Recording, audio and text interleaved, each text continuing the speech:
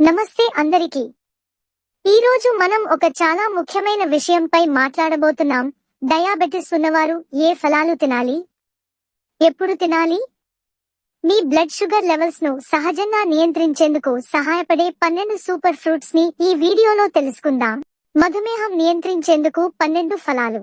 జామకాయ ఫైబర్ ఎక్కువ, జిఐ తక్కువ. నేరేడు డయాబెటిక్ టోనిక్ లా పనిచేస్తుంది. బ్లూబెర్రీ యాంటీ ఆక్సిడెంట్ల master. Kiwi vitamin C, GI తక్కువ. Apple a day keeps doctor అవే.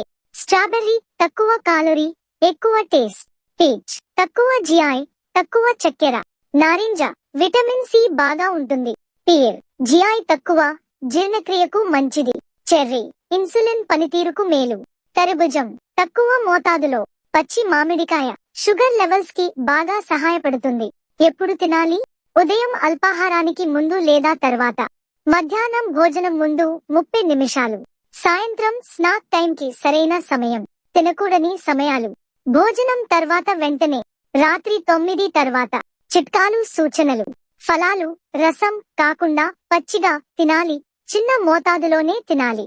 రోజూ ఒకే ఫలాన్ని కాకుండా రొటేషన్ లో తినండి. డాక్టర్ సలహా తీసుకుంటూ ఆహారం మార్చుకోవాలి.